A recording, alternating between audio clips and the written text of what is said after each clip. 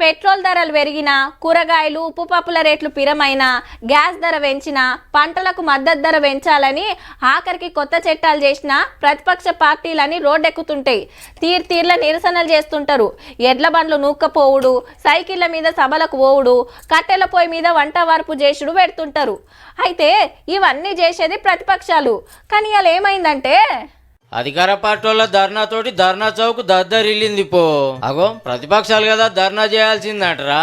వాజీవే మనోళ్ళు ఢిల్లీలో ప్రతిపక్షమే. మరి మొన్న పార్లమెంట్లకి ఇద్దరు జొరబడి పొగ బాంబులు వేసిండ్రు కదా, దాని మీద సమాధానం చెప్పాలని సెంటర్ వాళ్ళని డిమాండ్ చేస్తే లోక్సభ రాజ్యసభలకు వెళ్లి 146 మంది ఎంపీలను బయటికి పంపిండ్రు.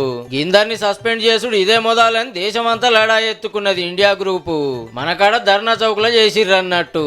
భారత పార్లమెంట్ ని రక్షించుకోలేనటువంటి ఈ పాలకులు భారతదేశాన్ని రక్షిస్తారా అని తెలంగాణ రాష్ట్రంలో ఏ విధంగా నియంతృత్వంగా అప్రజాస్వామికంగా పరిపాలిస్తే ప్రజలు మార్పు కోరుకున్నారో, రేపు కేంద్రంలో కూడా ఇదే నియంతృత్వానికి ప్రజాస్వామ్యానికి వ్యతిరేకంగా పునాదులు కదులుతున్నాయి బిడ్డ. ఈ ధర్నా చౌకును ఎత్తేసిన కేసీఆర్ ప్రజలు ఎత్తేసారు. పార్లమెంట్ లో 141 సభ్యులను ఎత్తేస్తే రేపు ప్రజలు మిమ్మల్ని కూడా ఎత్తేస్తారు సభ నుంచి. తెలంగాణ జనసమితి సిపిఐ పార్టీలు శృతి మతి ఇచ్చినాయి కాంగ్రెస్ కొట్లాటకు.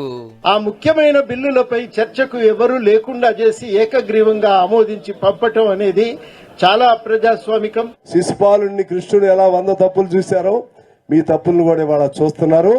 మీకు కూడా అదే గతి పట్టబోతుంది నరేంద్ర మోడీ అమిత్ షా ద్వయానికి.